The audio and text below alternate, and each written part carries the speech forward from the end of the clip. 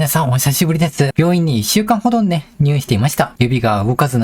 なくなってっていうか、こんな感じでね、指が赤く腫れて、で、腕まで上がってきてね、毒が黄色に変色して、で、テーブルに腕を置いただけでもう血管が浮き出てくるっていう、もう結構もう体が壊れてるっていう状態。自分の免疫力、生死をかけた戦い、勝負をね、そうやってしていました。豊橋市民病院に緊急入院することになって、医療費がやっぱりね、かさんでしまったので、医療費控除どうしようかな。パパにあげようかな。一応、というのもね、退院祝いの時にうなぎ400円っていうメニューに書いてあったんだけど、それね、ご馳走してくれたので、僕愛されとるな。お返しなんかしたいな。何しようかなっていうところ。Twitter とか YouTube のタイムラインで、言ったじゃないですか。刺されました。噛まれました。マムシに。っていう。で、僕はね、予想してたのは、いいね、ポチポチ数件程度かなと思ってたんですが、なんとね、復帰お待ちしておりますとか、痛そう。なんで噛まれたのとか、いろんなコメントをいただいて、めちゃくちゃ期待されてるな。僕はそれに応えたいと思う。とね、今は何をやってるかっていうと、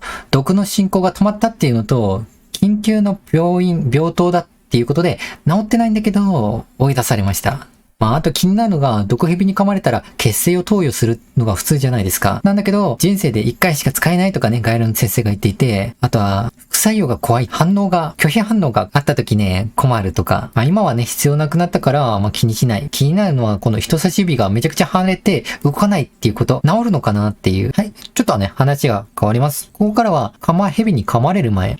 日報が溜まってたので話しますね、ついでに。僕が悩んでいた課題3つあって、1つが動画編集の外注化。2つ目がファンサイトの技術的な問題。3つ目がクラウドファンディングでのプレゼント資料。1つ目、動画の外注化。これはね、4000円ぐらい毎回かかってるんですよ。テロップと無音編集のカットか。メンバーシップの今僕が話しているものは、精度って 80% の自動認識で行っていますけど、合ってる間違ってるってメンバーシップ入ってる人で気にする人っていないじゃないですか。それよりも、無音カット、僕は何も話してないとかね、無駄なところカットした方がいい。その方が時間を節約できるわけじゃないですか。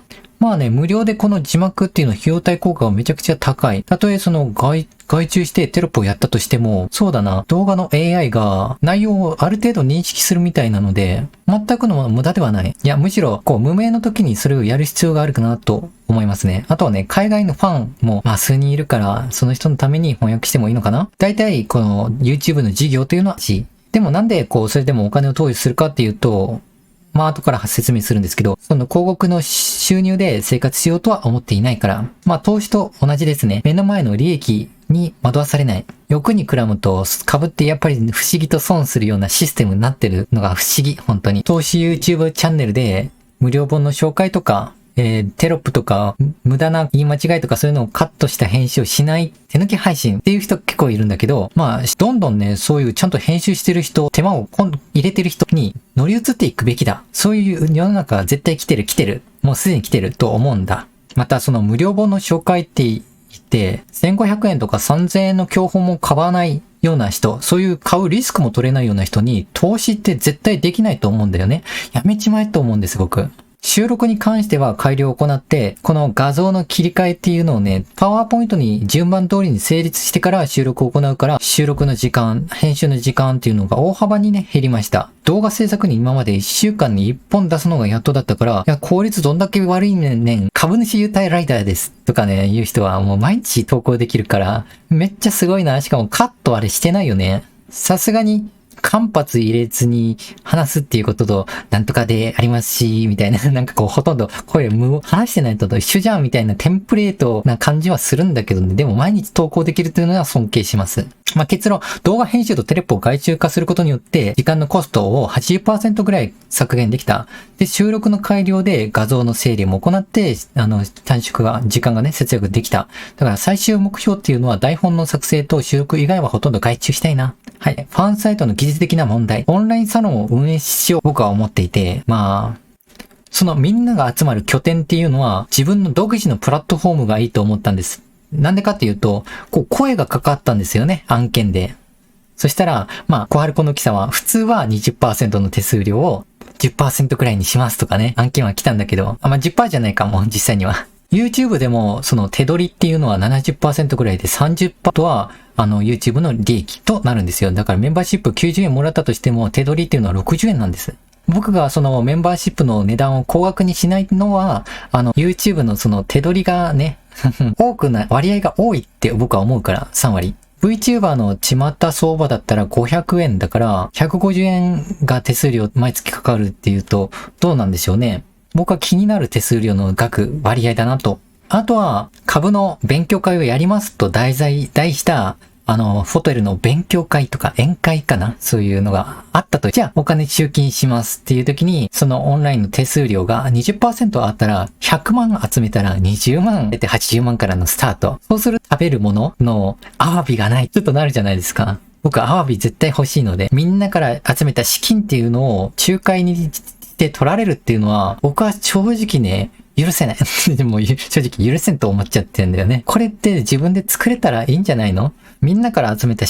お金をね、何にも活かされないまま目減りするっていうのはあっちゃならないことと僕は思うから、独立系サイト、プラットフォームを計画しています。直接お金を管理するので、やっぱりクレジット会社の申請とか表記の問題とか、クーポンの配布アカウントの管理っていうのも、すごい山積み一人で本当に管理できるのかな？いや違う。把握できるのかなって難しいけど、やっぱりできると思います。頑張れば。僕はできると思う。仕事してないからね。はい、3つ目。クラウドファンディングのプレゼン資料の課題について。そう。ファンサイトの技術的な問題、ファンサイトを作るときに、このお金どうすればいいか、5、60万ぐらいかかるんですけど、自分で作ろうと思えばできる額なんだけど、これ本当に必要されてるのかっていうのと、みんなと協力して作ったっていう、そのみんなの居場が欲しい。だから自分がお金でポンって出しても味気ないじゃないですか。しかもそのクラウドファンディングするにあたっても、みんなを説明する資料を作るとかね、動画を作るとか、プレゼン資料を作って、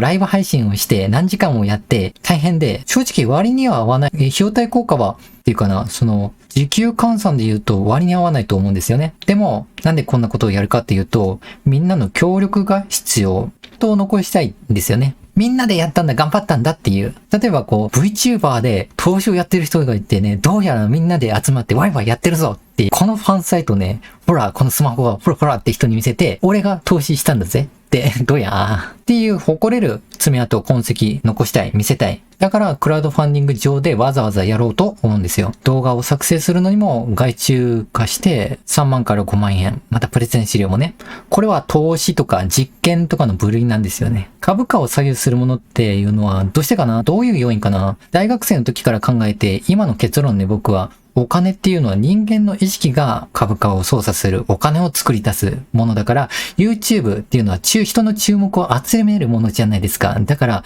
それはお金に匹敵する価値があるって結論付けました。だから YouTube 投資チャンネルの YouTuber っていうのはいるし、今後も増えていくんだろうなと思うんですよ。人の一部を集めることが課題だ。たまたまね、バーチャルキャラクターで YouTuber っていう VTuber っていうのは存在しなかったから、世界初のパイオニアとして成功事例として取り上げられて、ニュースの取材があって、どんどん有名になって注目が集まってお金になっていけばっていうか、お金っていうかな、その注目が集まっていけばいいなと思うんですよね。だから皆さんもね、当事者としてクラウドファンディング始めた時には何卒ご支援お願いします。リターンも用意してやって、株取得に用意した費用っていうのも経費にもなりますから。口頭でどういう商品があるかっていうと、写真のデータもそうだけど、